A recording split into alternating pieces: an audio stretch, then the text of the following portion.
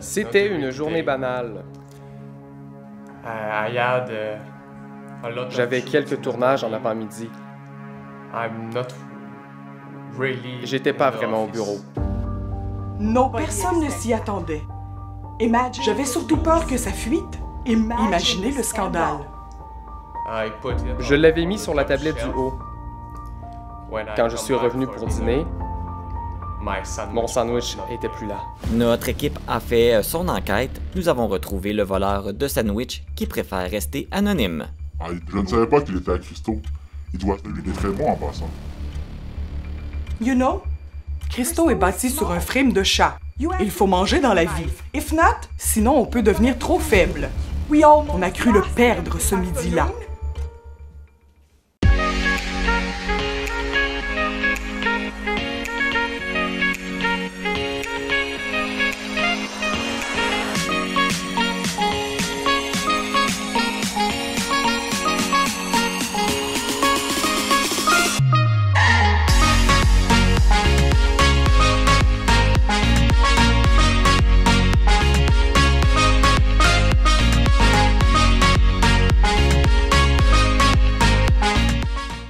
Bonne fin d'après-midi tout le monde, bienvenue à TVC l'été. Cette semaine, à l'émission, mon invité d'honneur, ou devrais-je dire mon invité de marque, c'est le journaliste et animateur de la TVC, Marc Baudouin. Salut Marc, ça va bien? Allô Christo? Oui, ça va très bien, toi? Super bien, merci. Tu profites bien de tes vacances? Hey, écoute, oui, puis même j'ai pris une pause de mes vacances pour venir te voir et faire cette entrevue et revoir les téléspectateurs. Fait que ça me fait plaisir d'être là. Ben, merci d'avoir pensé à moi justement pour ton invité d'honneur de Marc. J'adore ton jeu de mots. Pour commencer, tu as un parcours quand même assez atypique. Tu as étudié dans plusieurs domaines. Je suis une personne atypique. Tout court? Oui, j'ai étudié dans plusieurs domaines. Oui, c'est ça. J'ai fini mon secondaire, j'ai fait mon DEC en sciences humaines. Après ça, j'ai fait un DEP en design de mode. J'ai fait une attestation en hôtellerie. Il faut pas que j'en oublie. J'ai fait un bac, une maîtrise en orientation. J'ai fait un AEC en graphisme. J'ai fait mon cours, mon AEC aussi, là, en journaliste, animation, radio, télévision. Je n'ai-tu oublié? Non, c'est ça. Pourquoi on fait autant? Je pourrais te dire que de faire de la télévision, si je peux utiliser l'expression, être appelé une star, ça a toujours été quelque chose qui m'a attiré. Je l'ai pas fait avant. Moi, j'ai un parcours comme, je sais pas si tu as déjà entendu l'expression, passer par Paris pour aller de Montréal à Québec. C'est genre, faire un détour. Ça a été un détour qui a été nécessaire pour moi, de prendre à me connaître, de me découvrir, de savoir c'est quoi je veux vraiment faire et tout ça, pour en venir finalement arriver à faire ce que je voulais faire. J'ai toujours été attiré par faire de la télévision. Alors, j'en suis là aujourd'hui. Fait que... Comment la carrière de journaliste, d'animateur est rentrée dans ta vie? Plein de beaux événements, tu sais, parce qu'on a souvent des signes qui arrivent, qui nous disent que c'est ça qu'on devrait faire. Premier exemple, à l'époque que je restais à Montréal, il y avait, à chaque année, il y a le gala d'Équipe Montréal. Juste pour expliquer qu'est-ce que c'est Équipe Montréal, c'est un regroupement de plusieurs organismes, des organismes de sport, des organismes de loisirs. Il y a à peu près une trentaine d'organismes là-dedans. Fait que c'est chapeauté par Équipe Montréal. Donc, à chaque année, ils font un gala pour remettre chaque organisme, chaque équipe sportive, remettre des prix, le meilleur bénévole, le meilleur joueur, en tout cas. Ils font des prix, ça fait que c'est un gala, il y a à peu près 500 personnes dans la salle, c'est un gros événement. Moi, je jouais dans la Ligue de balle à ce moment-là. Et puis, le président de la Ligue ne pouvait pas être là ce soir-là, fait qu'ils m'ont demandé, c'est toi qui vas aller présenter les nominés, les gagnants. Le gala commence, les animateurs n'arrivent pas à faire lever la foule. OK. Il y a même eu à un moment donné un spectacle d'un humoriste de la relève qui était là, qui n'était pas connu. Il n'a pas réussi à faire lever la foule. Là, ça vient le tour de donner les prix. Fait que là, chacun s'organise. Là, c'est rendu autour de la Ligue de balle. Alors, c'est moi qui se présente.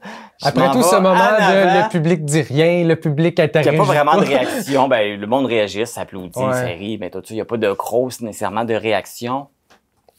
Ça vient mon tour, fait que là, j'arrive, là, il me présente, fait que là, je dis, bon, dans la catégorie, je ne sais plus trop quoi, les dominés sont, là, je nomme les joueurs, et là, je nomme le pedigree, parce que j'avais tous les pedigrees, c'est quoi le statistique de la saison, blablabla. Fait que, et le gagnant est Non, c'est là que, quand je dis le gagnant, c'est là que je donne son pedigree. Je n'ai pas le pedigree quand je l'ai nominé. Fait que le gagnant, c'est celui qui a statistiquement ça. Fait que là, je nomme son nom. Le gars, il arrive en avant, il arrive à côté de moi, puis il me chuchote à l'oreille. Il me dit, tu t'es trompé de description. Oh non. Fait que là, quand ça a été le temps de faire la deuxième catégorie, avant de faire la deuxième catégorie, je dis au micro, j'ai dit, je suis désolé, j'ai pas nommé, j'ai pas lu la bonne description. Moi, dans mes souvenirs, j'ai juste dit ça comme ça. Mais en disant ça, ça l'a éclaté dans la foule. Le monde ont parti à rire. C'était la folie, là. Puis l'humoriste, lui, il était pas capable. Je ne comprenais pas.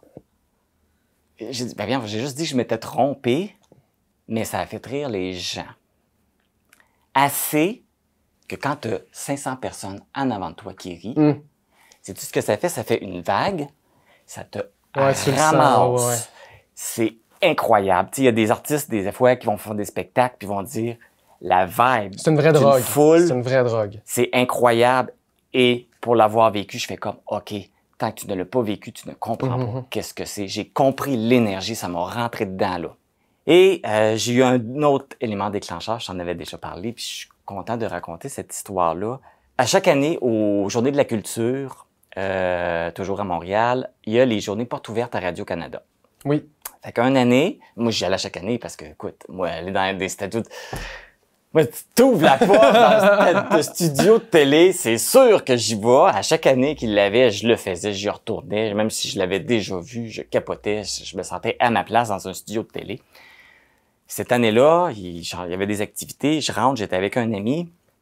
On rentre, il y a une madame qui nous accueille. Voulez-vous participer à l'activité journaliste d'un jour? Je suis comme, ah ben oui. Je dis, là, oui, c'est là. Venez faire la file, parce qu'elle était là pour recruter du monde pour aller faire la file. Je vais faire la file. J'ai dit, OK, oui, puis je vais faire la file. Puis c'est qui qu'on interview? Céline Galipo.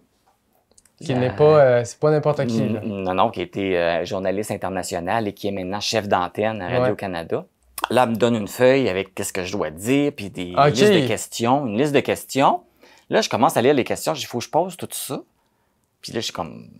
Là, je demande à la fille, j'ai dit, il faut que je pose... Non, tu en poses juste 2. J'ai dit, je suis obligé de poser ces questions-là. Elle dit, non, elle dit, ça, c'est des exemples. OK. Parce que c'est toutes des questions générales. Non, c'est drôle. Moi, j'ai Céline Galipo devant moi.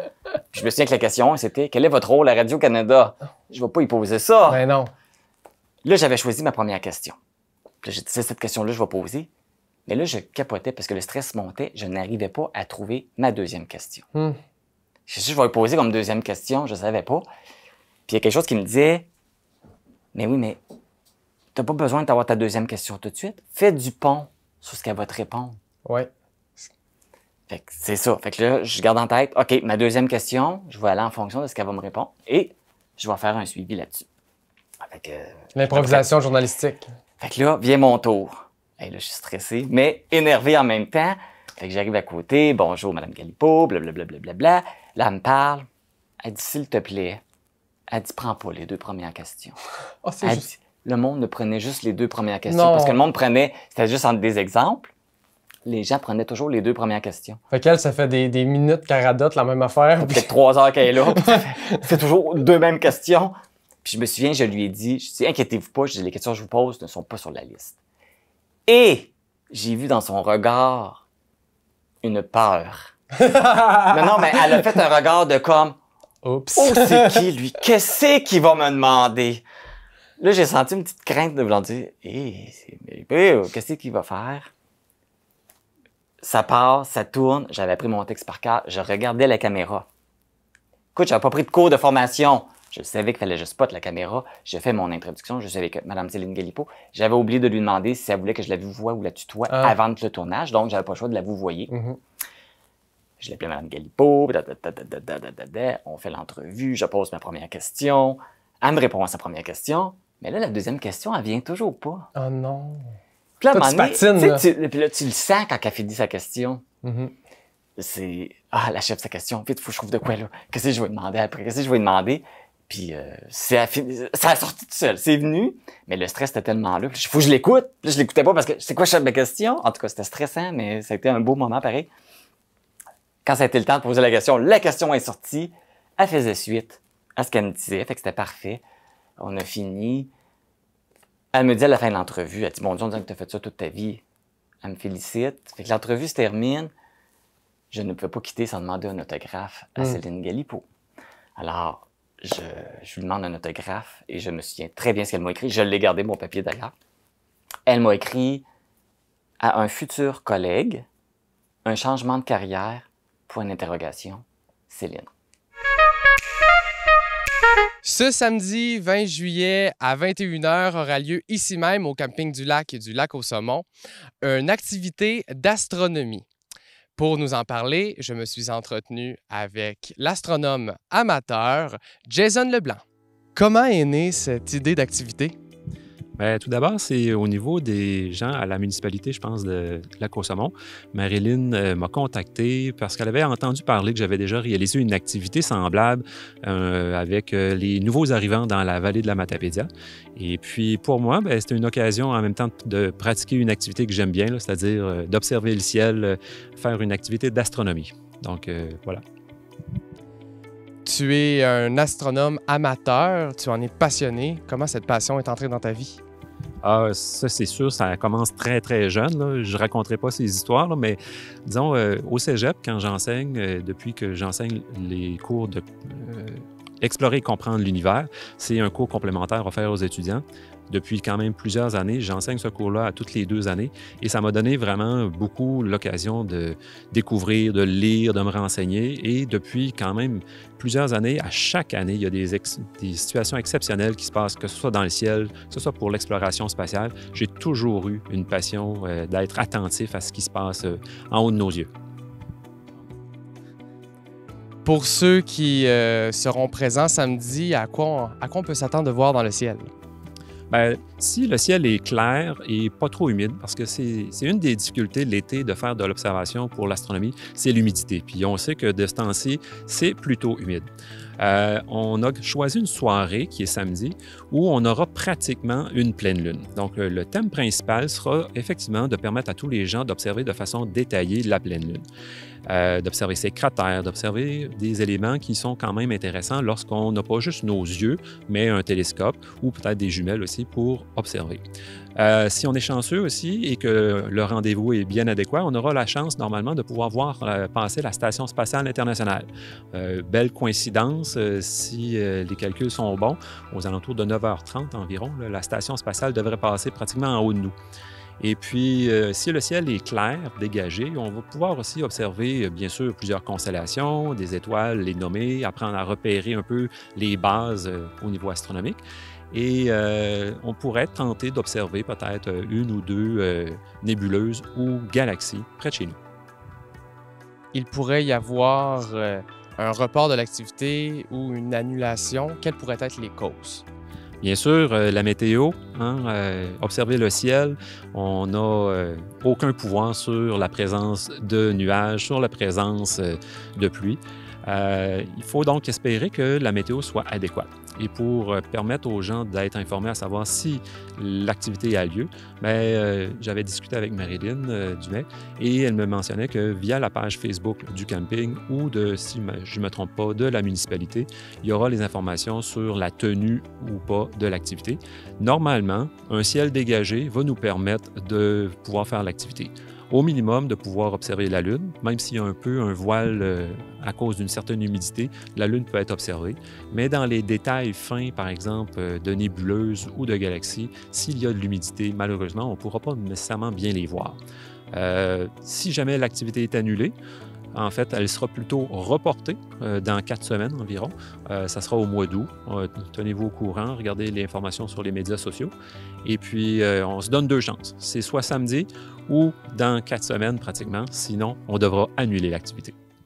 Pour suivre l'actualité de l'activité, je vous invite à consulter la page Facebook de la municipalité du Lac-au-Saumon et du camping du Lac. Je suis allé à la ferme Bérubeuf de Saint-Léon-le-Grand pour avoir des renseignements sur les nouveaux agrandissements et les produits disponibles cet été. Quel est le soutien financier que vous avez reçu? Dans le fond, on a eu le soutien financier de la MRC de la Matapédia. On a eu un prêt de 30 000 puis avec ça venait avec une subvention de 20 000 Ensuite de ça, il y a la SADC qui nous a aidés, moi et mon conjoint, parce qu'on est tous les deux propriétaires. On a eu droit à 25 000 en prêt de la SADC. Quelles sont les étapes de l'agrandissement? Dans le fond, c'est ça. Après 10 ans de production, on était rendu à un point où il fallait changer nos logements puis faire un agrandissement parce qu'on avait du quota qu'on n'était pas capable de produire. Fait que pendant plusieurs mois, on a monté un dossier avec notre banquier, la financière agricole, qui ont été dans le projet. Il y avait aussi le programme Pivot qu'on appelle. C'est un programme d'aide pour les entreprises avicoles. Fait que tout ça jumelé ensemble, ça a fait qu'on a décidé de faire le move et d'agrandir. On a agrandi là, plus de la moitié que qu'est-ce qu'on avait. Aujourd'hui, on a une capacité de 19 000 pondeuses. Anciennement, on avait 13 200. Puis aujourd'hui, on a nos belles cages aménagées pour aussi répondre au bien-être animal.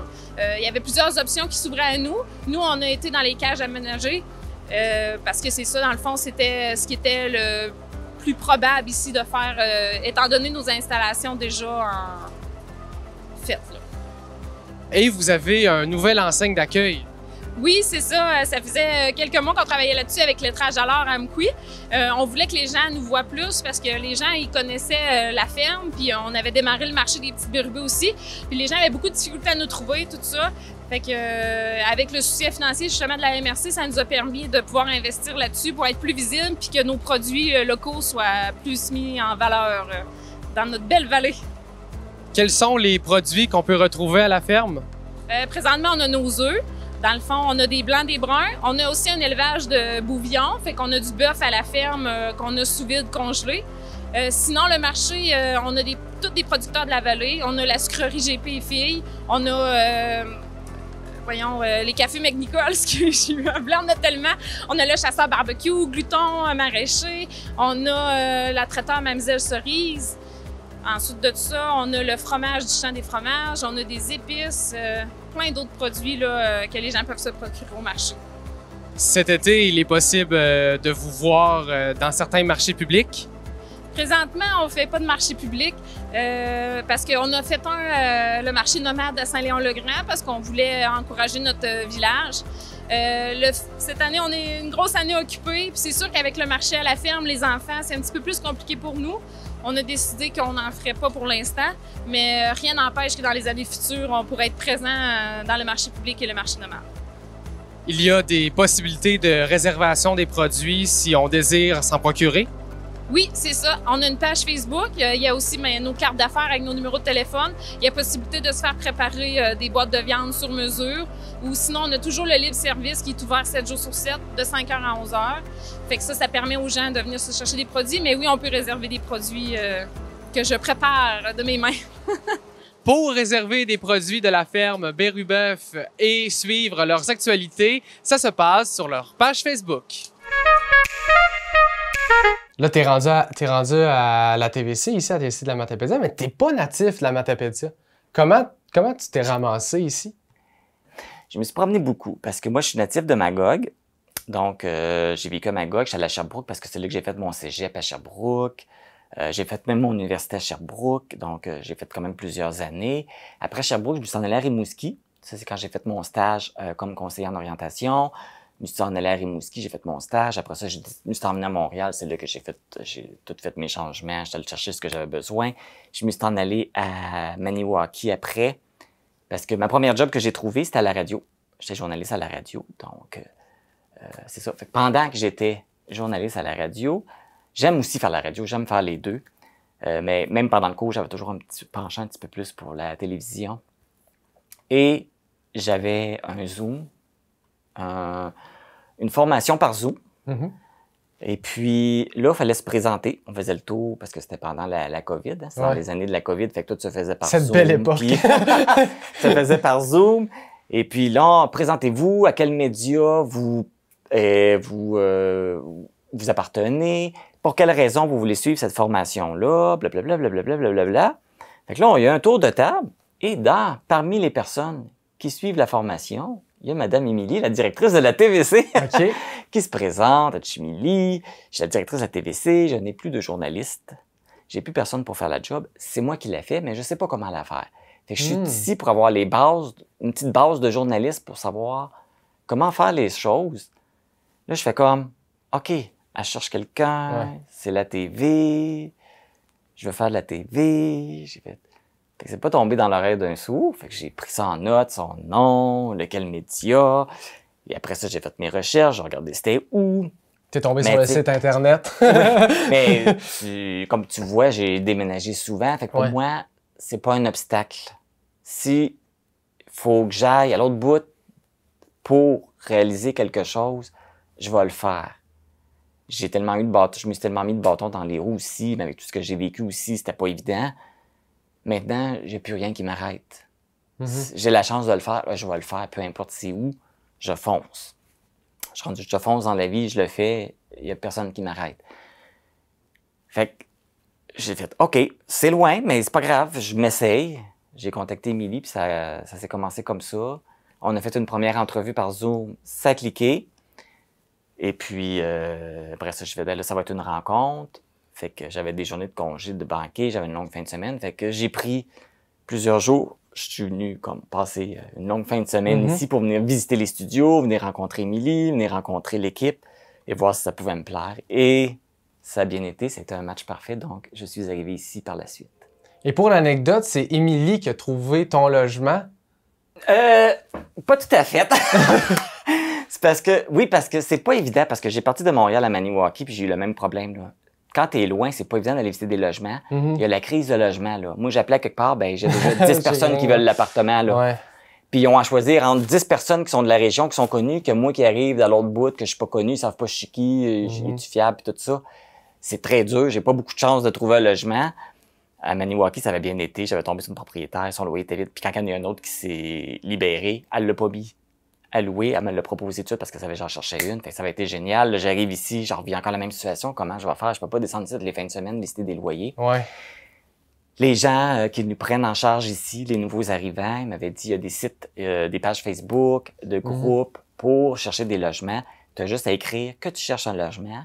Je suis non-fumeur, j'ai pas d'animaux. Ça, c'est un plus. Les propriétaires cherchent ça. Je mets une annonce disant que je cherche un appartement et j'ai pas d'animaux et je ne fume pas. Il y a un propriétaire qui m'a écrit pour me dire c'est toi que je veux. Je suis le premier qui t'écrit. Il y avait à peu près une trentaine de personnes qui voulaient le loyer, mais j'étais le seul qui ne fumait pas. Tu avais l'avantage. Donc, c'est toi que je veux. Je suis comme, vous voyez à la maison, on ne fume pas. Et puis, j'ai dit, c'est parfait. Là, je me suis arrangé avec Émilie. J'ai dit, il veut me le louer, mais moi, je ne descendrai pas pour aller le visiter. Va le visiter pour moi, prends des photos, envoie-moi-les. Puis, moi, j'avais dit, quoi vérifier? Tu sais comment je suis, là. Check ça, check ça. Check ça, qu'il n'y a pas de moissure dans la salle de bain. Moi, en tant que c'est propre, puis que c'est vivable, puis que c'est pas insalubre. Le reste, je vais m'arranger avec. Tu m'enverras des photos, je vais voir et tout. Fait que Émilie avait été visiter l'appartement pour moi, elle avait été rencontrée, puis je pense qu'elle avait mis de la pression aussi. Là. Je veux que tu le prennes, là, parce qu'elle dit, moi, s'il peut pas venir ici, je perds un employé. Ouais, c'est ça. Puis lui, le propriétaire, il connaissait Émilie aussi. Ah, OK, bah, je te fais confiance. Puis même Émilie, elle avait dit, je me porte garant de lui, là, en voulant dire, c'est quelque chose. Viens me voir. Viens me voir. Elle voulait tellement que j'aie ma chance de venir. Fait que là, c'est beau. Elle est venue visiter, là, il m'écrit, il dit, oh oui, je connais Émilie, celle qui est venue visiter, il n'y a pas de problème. Elle m'envoie les photos, j'ai vu les photos, ça me convient, je le prends. Il m'a envoyé le bail, je pense, par Internet, je me sais pas, du coup, je suis retourné. Ouais, à cette heure, ça se signe tout seul. Ouais, c'est ça. Ça s'est fait. Fait que dans le fond, ça s'est fait comme ça. J'ai mis une annonce, le propriétaire est venu me voir, Émilie est allée visiter. Fait que, encore un autre déclic, un autre. Ah là, c'est trop simple. C'est quand ça coule, puis que ça va bien, c'est que tu es à la bonne place, puis tu fais les bons choix. Fait que ça a coulé, puis ça a été c'était le premier. Il y a quelqu'un d'autre qui m'a rappelé par la suite, mais j'ai pas dit que j'avais trouvé. J'ai quand même fait semblant que je cherchais parce que je voulais comparer. Ouais. Es-tu trop cher? Es-tu quoi? Puis j'ai fait à croire que j'en avais pas, là. C'est pour voir. J'ai tout d'un coup que lui serait mieux, je pourrais peut-être changer, en tout cas. Mais finalement, il était plus cher, il était moins bien situé. Fait que parfait. Fait que j'étais content. Puis ça s'est fait tout seul, mon arrivée ici. J'étais chez Rayon de partage pour recueillir des renseignements concernant des ateliers qui seront disponibles dès cet automne. Donc, moi, je m'appelle Cathy Morissette, je suis intervenante à Rayon de partage en santé mentale à Amqui. Moi, c'est Catherine Lévesque, travailleuse sociale au GMF à Amqui pour le site du Bas-Saint-Laurent. On a déjà donné ces ateliers-là par le passé. C'est les ateliers d'autogestion de l'anxiété par relief. Donc, on prévoit donner fin septembre les ateliers d'autogestion de nouveau. Dans le fond, les ateliers d'autogestion, c'est vraiment des ateliers où ce que les gens vont être en groupe et vont travailler sur eux, sur leur anxiété à eux afin de cheminer. Donc, le but, c'est vraiment d'arriver à la fin à autogérer son anxiété avec des outils, bien sûr. C'est 10 semaines, c'est sur 10 semaines, c'est à toutes les semaines. C'est une durée de 2h30 par rencontre.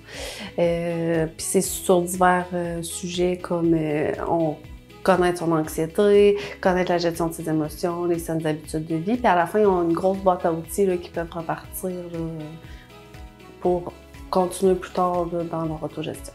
On a décidé de faire les ateliers ailleurs afin que ce soit plus accessible pour tout le monde de se déplacer, donc dans un endroit neutre. On n'a pas encore cependant la confirmation, sauf qu'on prévoit faire ça dans une salle plus neutre. Des fois, il y a encore des étiquettes en lien avec la santé mentale, donc on veut éviter ça.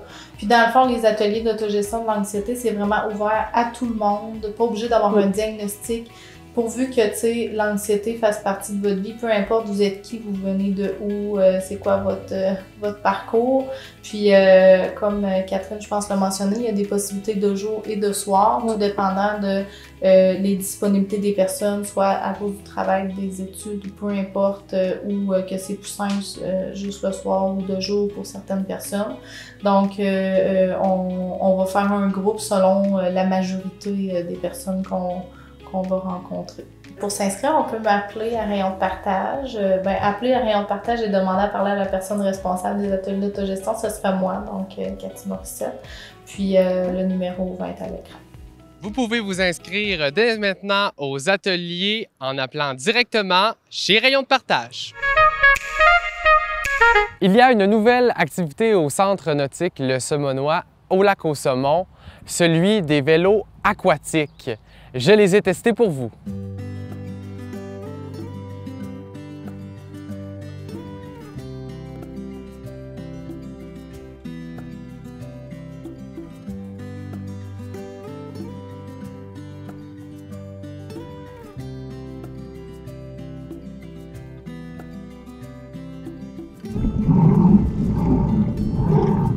Je suis parti dans des algues, quelle bonne idée! J'ai des algues à plein. OK!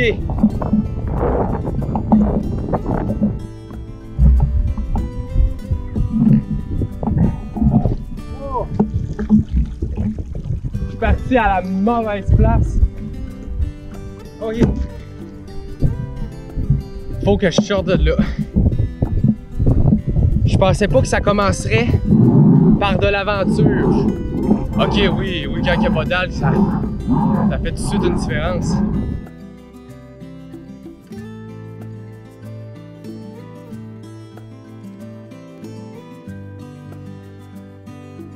C'est vraiment une embarcation tout équipée. Tu sais, là, ce que je vois présentement, il y a un port cellulaire. Si vous voulez écouter de la musique, Netflix, je sais pas trop quoi.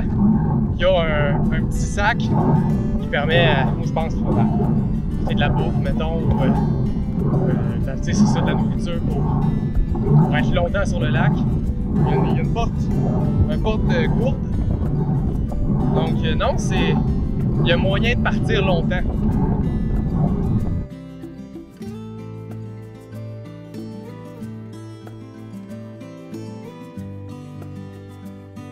L'embarcation est très stable. Tu sais, je peux me promener aisément dessus. Vous avez vu, là, c'est quand même assez gros. Donc, on se sent vraiment à l'aise. Ça reste quand même un peu sportif. Hein? Ça reste du vélo à contre-courant. On va y aller plus relax. Parce que sinon, je vais m'épuiser rapidement. La personne à l'accueil me disait aussi que ce n'est pas qu'une embarcation sur place. En fait, en avant de moi, il y a une surface plane que quelqu'un peut s'asseoir dessus. Donc, il peut y avoir une personne qui pédale et une personne qui est assise. Il faut y aller à deux.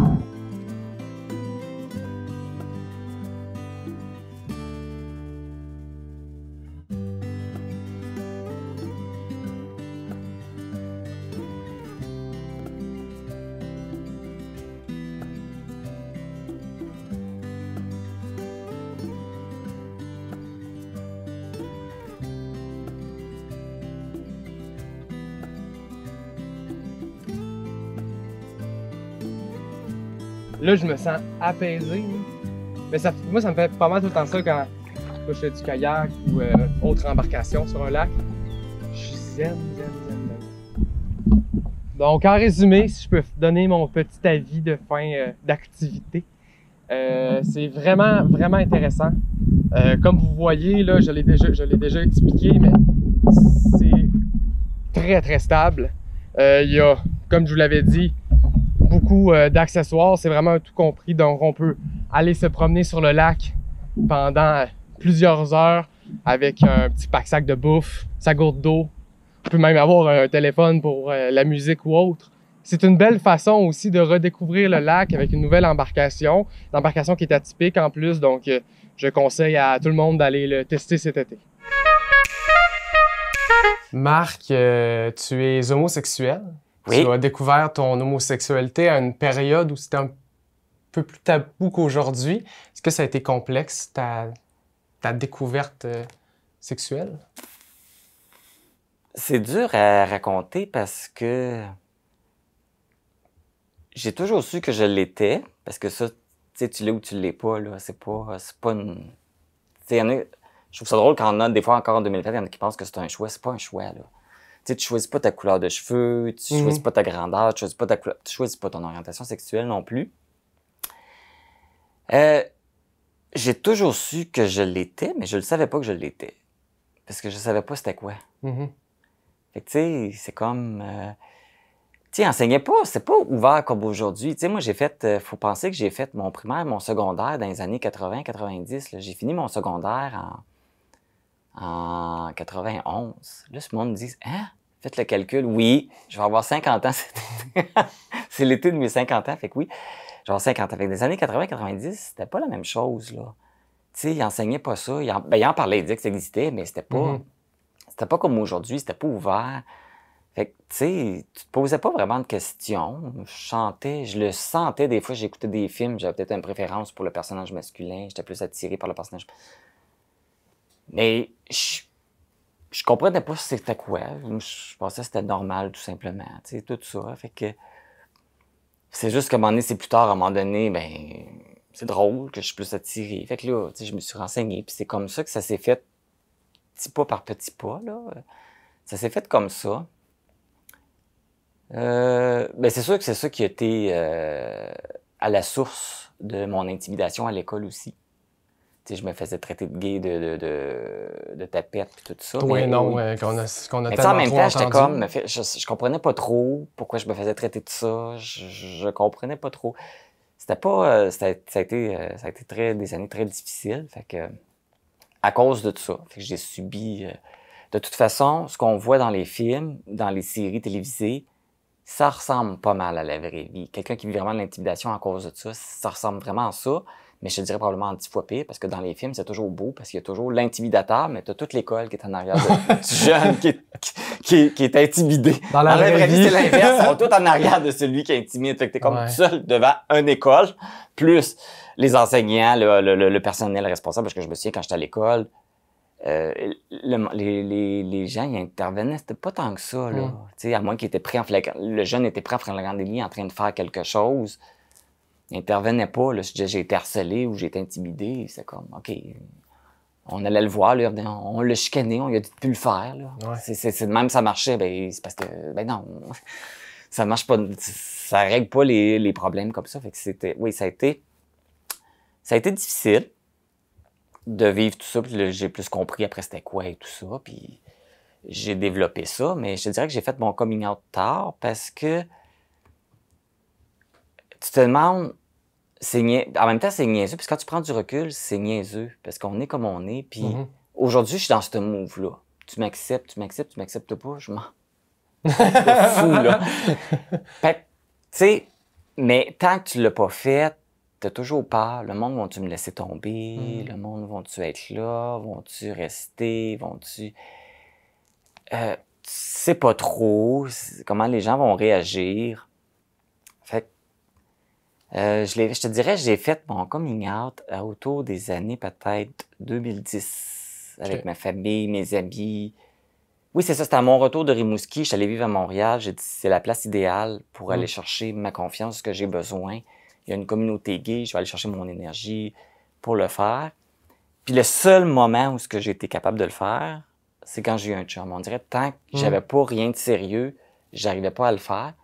Puis que là, quand j'ai rencontré quelqu'un de sérieux, ça a fait comme, OK, là, j'ai une raison de le faire. Je veux qu'on le sache, que j'ai quelqu'un dans ma vie. Là, ça m'a donné l'énergie pour le faire. Et je te dirais, ça s'est pas bien été. Mes amis ont tous fait comme, ben c'est bien correct. C'était bien cool. Puis même, il y en a qui me disent, on le savait. C'est sûr.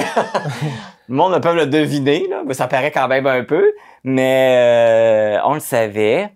Je te dirais, ça a été...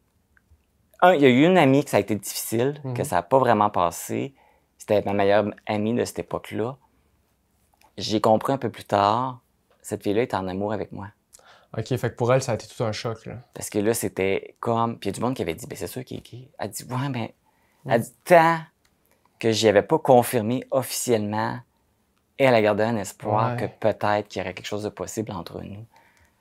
Quand j'avais découvert ça, je suis comme, oh, c'était quelque chose quand même. Fait que là, j'ai compris pourquoi que ça a été elle qui a pris ça plus difficilement.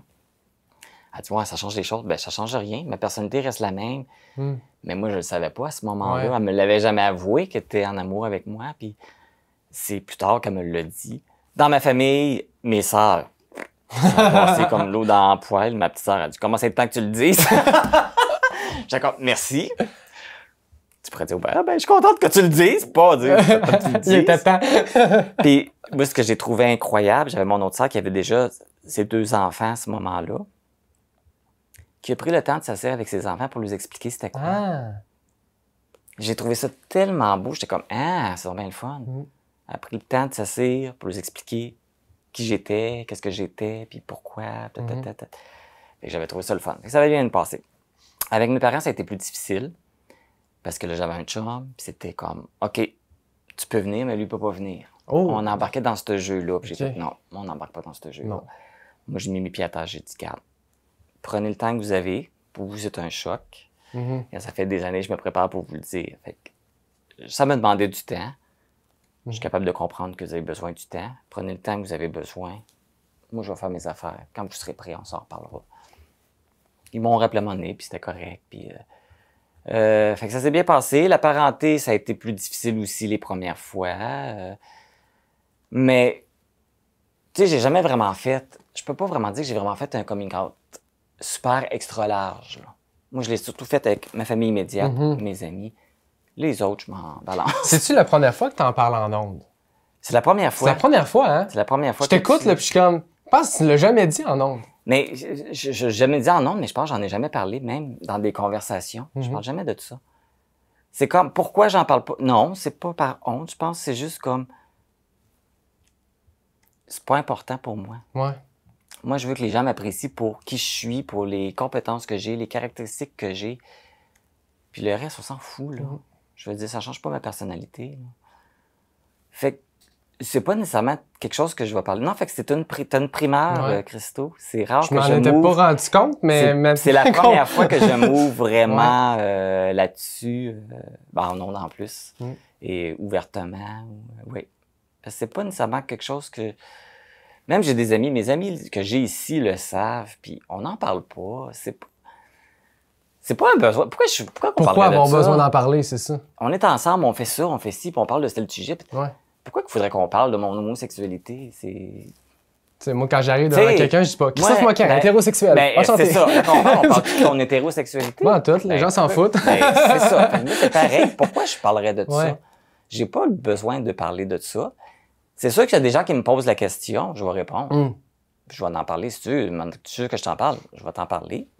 Ou on fait beaucoup de blagues, là. Tu sais comment c'est l'ambiance ici. Je me fais taquiner là-dessus, puis on en parle un peu des fois grossièrement, vulgairement, mais c'est drôle, mais c'est correct, puis c'est drôle aussi, puis c'est le fun, mais c'est ça, oui. Fait que oui, c'est une primeur que j'en parle vraiment directement, comme ça. Les séances de la Chambre des communes se sont terminées le 19 juin dernier.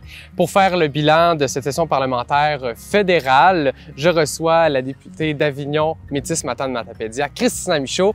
Bonjour Christina, ça va bien? Bonjour, ça va bien toi? Très bien, merci. Bienvenue à TVC l'été. Merci. Une autre session parlementaire a pris fin, qui a été qualifiée de chaotique et productive. Ouais. Qu'est-ce que ça veut dire? C'est vrai que ça a l'air contradictoire. Les gens ont peut-être remarqué ça en regardant les nouvelles dans les dernières semaines. Là, si on se reporte à juin, ça a été assez olé, si je peux dire, chaotique à la Chambre des communes. On a vu des gens un peu perdre le respect les uns envers les autres. Le chef conservateur, d'ailleurs, qui a traité le premier ministre de non. Un député libéral qui a traité des témoins qui sont venus témoigner en comité une expression que je ne répéterai même pas ici. Et on a vu vraiment le ton augmenter. Et c'est dommage de voir ça parce qu'on s'attend à ce que les gens qui nous regardent aient un certain respect, une certaine confiance envers la démocratie, envers leurs élus. Alors de voir leurs élus qui se traitent même pas bien entre eux, c'est un petit peu décourageant. Donc c'était difficile de naviguer à travers tout ça et aussi de ne pas répondre aux attaques. Le Bloc québécois a été attaqué autant par le Parti conservateur que le Parti libéral dans les dernières semaines et c'est difficile de pas répliquer, mais on essayait de garder vraiment la tête hors de l'eau, de rester les adultes dans la pièce, on l'a souvent dit, de rester premier de classe, faire notre travail, faire ce pourquoi les gens nous ont élus finalement, ce pourquoi ils nous ont envoyés à Ottawa. Alors c'était assez chaotique dans les dernières semaines, mais ça a été productif. On a été capable d'adopter des projets de loi hyper intéressants pour les Québécois. Alors ça, on est fiers de ça. Je peux vous donner un exemple, la loi anti-briseur de grève. Ça fait je sais pas combien d'années que le Bloc québécois déposait un projet de loi anti-briseur de grève et ça réussissait jamais à aboutir. Et là, ça a été le cas. Donc ça, c'est une belle avancée. Il y a eu plein d'autres exemples comme ça. Alors, on est quand même fiers du travail accompli, même si la session a été un peu chaotique. Et on espère qu'au retour à l'automne, là, on aura eu le temps, tout le monde, que les vacances, ça aura fait du bien puis que le ton va revenir un petit peu plus cordial là, entre les députés. Pendant cette session parlementaire, le Bloc québécois a orienté son travail sous le thème « Digne de confiance ». Pourquoi avoir choisi ce thème? Bien, je viens un peu de l'expliquer dans le sens où on voulait montrer qu'on était les adultes dans la pièce puis que les gens peuvent nous faire confiance.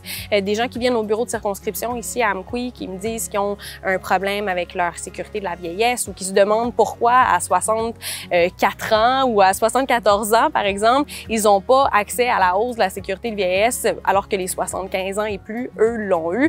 Ce genre de questions-là, nous, on leur dit, bien regarde, on va aller travailler pour vous puis on va essayer du moins de faire en sorte de changer les choses pour votre quotidien. Alors, on voulait que les gens sentent vraiment qu'on est digne de confiance, de la confiance qu'ils nous ont accordée lorsqu'ils ont voté pour nous. Alors, vraiment, en se gardant en tête ce thème-là, ça oriente vraiment notre travail de justement pas tomber dans la partisanerie.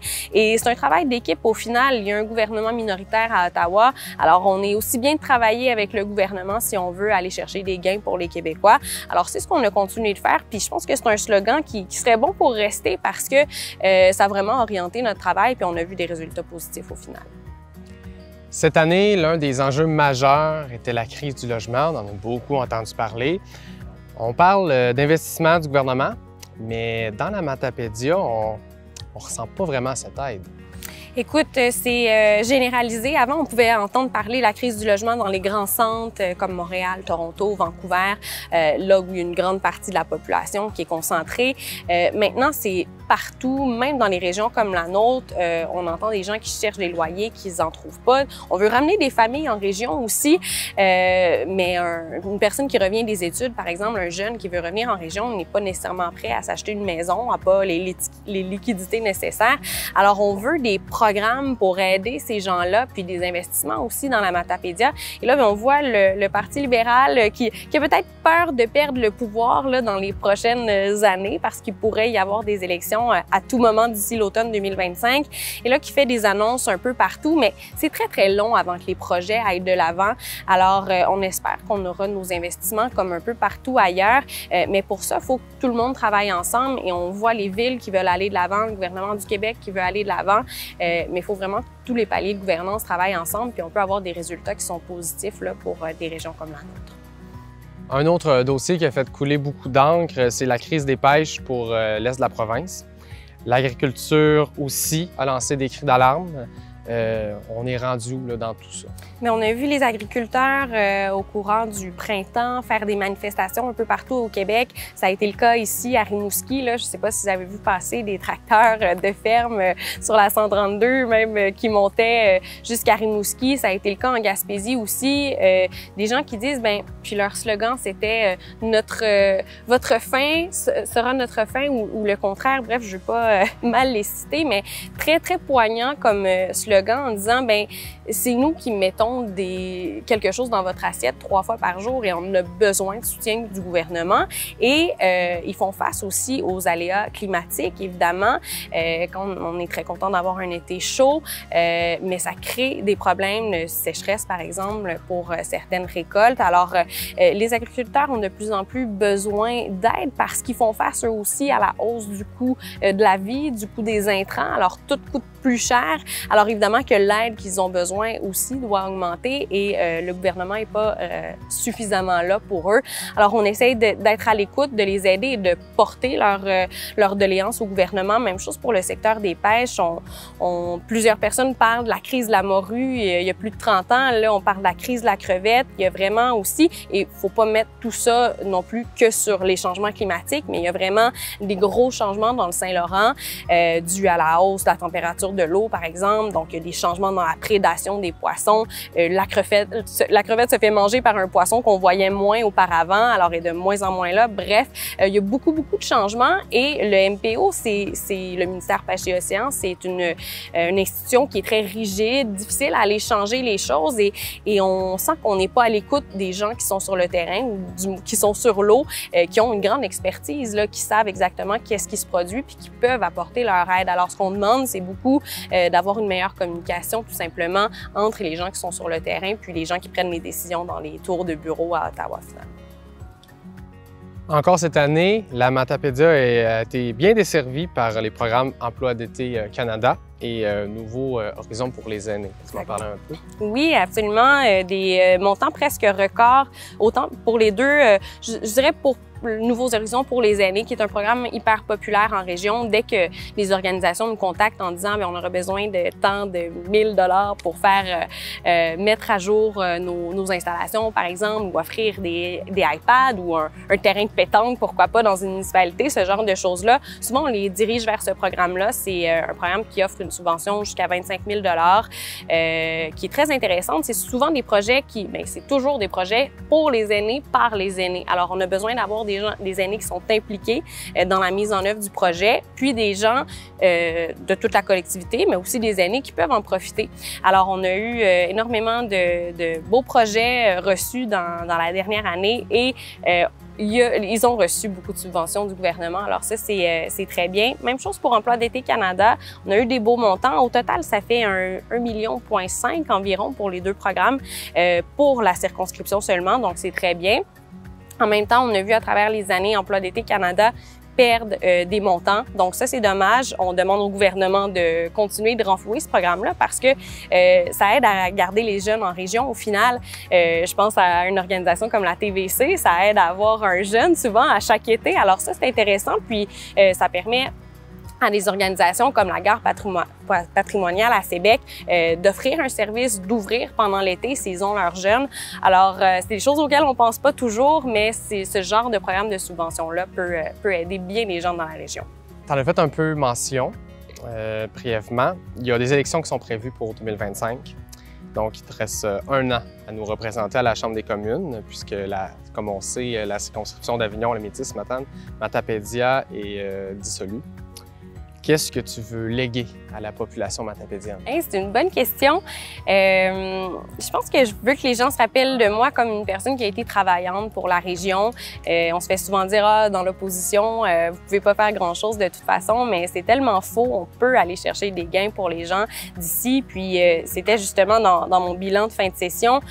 Cette année, là, depuis le mois de septembre, c'est plus de près de 400 personnes qu'on a aidées spécifiquement. Là. Une personne qui vient au bureau pour son dossier d'immigration ou de sécurité d'emploi, sécurité de vieillesse, peu importe, allocation familiale. Bref, quand les gens ont un problème qui est lié au fédéral, ils viennent cogner à notre porte, puis mon équipe est capable de leur offrir un service. Alors ça, je pense que c'est ma plus grande fierté et ça fait du bouche à oreille au final. Les gens en entendent parler, puis je pense que c'est ce dont j'ai envie que les gens se rappellent dans la Matapédia, que j'aurais été une députée présente. En tout cas, j'ai essayé de l'être, puis je vais continuer de l'être jusqu'à ce que le mandat se termine. Mais je pense que c'est un beau leg à laisser. Christina Michaud, merci beaucoup d'être venue à l'émission. Là, on est en pause de session parlementaire. Pour terminer, à quoi ça ressemble ton agenda en ce moment? C'est un peu plus relax, ça fait du bien. Je dis d'habitude, c'est la seule différence entre l'été puis l'hiver, c'est que je travaille autant, mais au moins je peux revenir coucher à la maison le soir parce que je suis dans ma région. Alors ça, c'est un gros plus. Je passe pas mon temps à Ottawa, mais c'est quand même un peu plus relax. Il y a beaucoup de gens en vacances. Les entrevues sont agréables comme ça, dehors. Et les entretiens avec les citoyens, ben c'est dans le cadre de nos festivals, la fête des guitares, de Fort Cozap, de tout ce que notre belle région a à offrir. Alors, ça fait vraiment du bien d'être ici.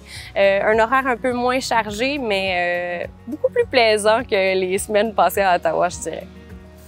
Alors, Christina Michaud, encore une fois, merci beaucoup d'être venue à l'émission. Je te souhaite un bel été. Merci à vous aussi.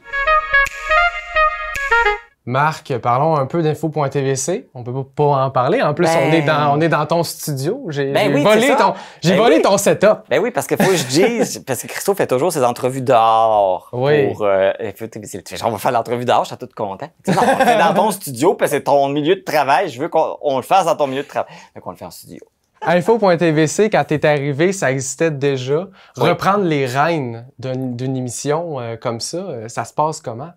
Ah, c'est drôle que tu me poses la question parce que moi, j'ai pas vu ça de même quand je suis arrivé. Okay. Moi, je suis arrivé, je fais de la télé! J'ai mon émission! Moi, c'était ça, c'était comme, m'en fous ce qu'il faisait avant. J'ai mon émission. Je fais quoi? Fait que, mais la saison était un peu commencée parce que moi, je suis arrivé en 2021. Ouais. Je suis arrivé en novembre 2021.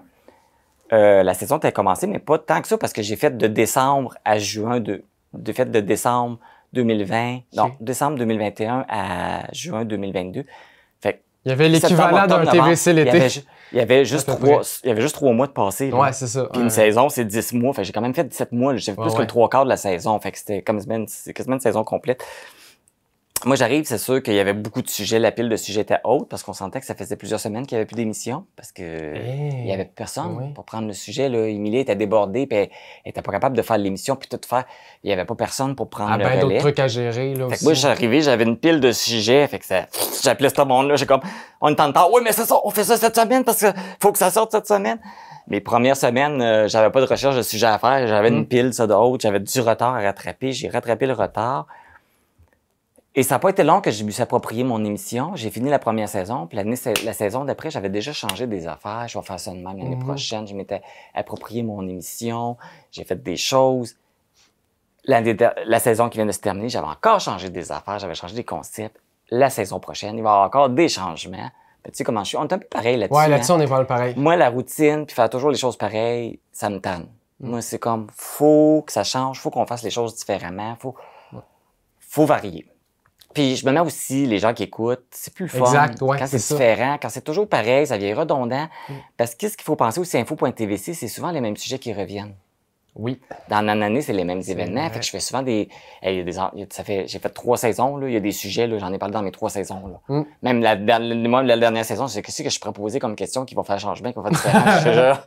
Qu'est-ce que je pourrais demander à part? Y a-t-il des nouveautés? Ah, comme ça, c'est l'aquaneige. Oui. Fait que, tu sais, il y a quand même une routine. Fait que, pour me sortir de cette routine-là, ben, je change des choses. Je fais des choses différemment. Le décor change. Il y a des concepts qui changent. La deuxième saison, j'avais le concept de la minute de l'humour, qui était quand même super le fun. Oui! Je l'avais oublié, celle-là. Tu l'as faite? Je l'ai faite. je change les concepts, je m'approprie, je mets ma couleur quand je fais quelque chose. J'aime faire ça. C'est ça. Mais oui, quand je suis arrivé, c'est ça, comme je dis, je l'ai pas vu comme un fardeau, je l'ai fait comme, yeah, j'ai mon émission. Ton terrain de jeu, finalement. Ben, c'est ça. C'est comme, les autres faisaient ça avant. M'en fous. Moi, je fais pas ça de même. Moi, c'est ça. Moi, je fais ça de même. Ça va être fait de même. T'as fait 3 saisons, t'es rendu à ta trilogie. C'est quoi trilogie de fait. C'est quoi ton bilan de la trilogie? Je m'améliore en tabarouette. Puis je pourrais dire que je me trouve bon. Je pensais pas que je dirais ça un jour. Parce que les premières fois que je m'écoutais, j'étais comme, c'est dégueulasse. J'étais comme, arc, je suis tombé mauvais. C'est dur de s'écouter. C'est comme, arc, pourquoi j'ai pas. Mais non, mais pourquoi t'as pas posé cette question? Parce que tu sais, les premières fois quand tu fais ça, il y a une insécurité. Hein. Tu te prépares des questions, tu t'accroches à ça. Oui. Fait que là, tu vois pas les portes que les invités t'ouvrent. Puis des fois, tu manques des affaires. T'es vois par après. Mais c'est normal. Puis je m'écoutais au début, puis j'étais comme, oh, j'avais de la misère à écouter toute l'heure de l'émission. Ah, c'était dur, c'était souffrant. J'étais comme, oh my god, je peux pas croire que le monde voit ça, c'est dégueulasse, je suis pas bon, c'est mauvais, c'est si. Et à ce temps, je m'écoute, l'émission passe comme ça. Je suis comme, wow! Ah, j'ai pensé à faire ça. Parce que, tu sais, des fois, quand on fait le tournage, moi, souvent dans ma tête, c'est comme, ah, c'est mauvais. Ah, je me suis enfargé dans cette question-là. Ah, il me semble que ça coule pas. Puis après ça, je l'écoute, je suis comme, ouais, non, finalement, ça coule bien. Je me suis pas accroché. C'est fou. La prochaine saison qui s'en vient, t'en as fait mention. Il y a encore des changements.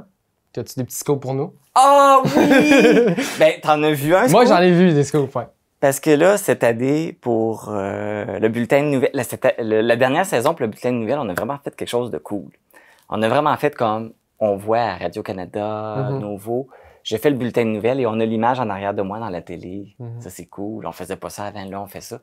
On garde cette formule-là parce que c'est vraiment le fun, c'est vraiment génial à tourner. C'est plus complexe pour la régie, mais parce qu'elle était d'accord qu'on continue. Mais visuellement, ça donne mieux. Fait. Oui, ça donne vraiment beau, ça a de l'air plus. Puis là, cette année, j'ai décidé de faire des petits jingles pour séparer mon bulletin de nouvelles.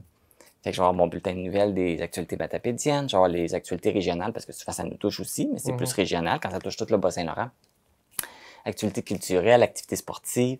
Fait que je vais avoir un petit jingle pour chacun des parties. Fait que ça va comme rehausser le bulletin de nouvelles. Ça va être le fun. Ouais, j'ai bien hâte de voir ça. Sinon, on a-tu d'autres choses? Ah oui, puis on change tout le visuel. Ah oui, le visuel. Le visuel où ce que ça s'appelle des super. Les petites barres qui apparaissent avec le nom de l'invité et tout ça, on change ça, on rafraîchit tout ça, on change les couleurs, on rehausse l'image. Dans le fond, tu m'as vu tout arracher et t'as fait m'en faire pareil. Non, j'avais déjà décidé. Moi, j'avais déjà dit à Pascal. Je pense qu'on était rendu au mois de décembre. Je suis Pascal, on change tout ça l'année prochaine. On finit la saison parce que je veux pas faire les changements dans le milieu d'une saison. Je trouve c'est pas beau. Non, c'est vrai. Mais ça fait longtemps là, que je dis à Pascal, ça va changer. ça va changer. On va commencer la saison, là, puis je suis sûr qu'au mois d'octobre, novembre, je vais dire à Pascal, ça, on va changer ça. C'est sûr que je vais déjà commencer à trouver des changements pour l'année. Fait que c'était déjà, je pense, décidé avant que toi t'arrives, que tu fasses ça. Oui, je sais, je te taquine. T'as le droit. Eh bien, Marc Beaudoin, merci beaucoup d'être venu. C'est pas déjà fini! C'est déjà fini? Je veux pas que ça soit fini! Oui, je sais, on pourrait parler pendant des heures. Mais voyons, c'est donc bien plate! Mais merci d'être venu à l'émission, de t'être livré comme ça. Je pense qu'on a eu accès à un Marc qu'on n'a pas accès souvent à la télé. Ben, je pense que vous avez eu accès aux marques dans le privé. Ouais. Vous avez accès aux marques. Le Marc dans son bureau. le Marc journaliste animateur que vous voyez à toutes les semaines à la télé, que vous voyez ici au travail. Mais là, vous avez peut-être plus moi dans mon privé, qui je suis. Voilà, un accès. Ben, tant mieux, puis j'espère que les gens vont apprécier. Puis, oui, puis sinon, ben, je te souhaite un bel été. Ben oui, je retourne en vacances. J'ai pris une journée pour revenir, mais je suis encore en vacances, alors je vais retourner. Et surtout, une belle saison qui commence dès cet automne. Oui, je me souviens plus la date, c'est 13 septembre. Je pense que c'est 13, un vendredi 13 en plus. Hey, ça! Il faut faire quelque chose avec ça. Ça me donne... Ah ouais, on va faire quelque chose probablement spécial vendredi 13. Commencer une saison sur un thème particulier. Bien hâte de voir ça. Oui, ben merci beaucoup. Puis bonne fin de saison parce que t'as déjà la moitié de fête. Oui, on est à la moitié, là. Et bonne fin de saison à toi. Alors, merci à tous d'avoir encore une fois cette semaine écouté l'émission. Pour la voir ou la revoir, ça se passe sur notre chaîne YouTube. Pour rester informé de l'actualité matapédienne et l'actualité de l'émission, je vous invite à vous abonner à l'infolettre. Et nous, on se voit la semaine prochaine pour un autre épisode de TVC l'été. J'étais chez Rayon de partage pour Christina, t'es prête? Moi, je suis prêt, ça a l'air.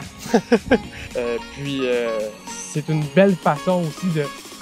Attends, ça va leur prendre.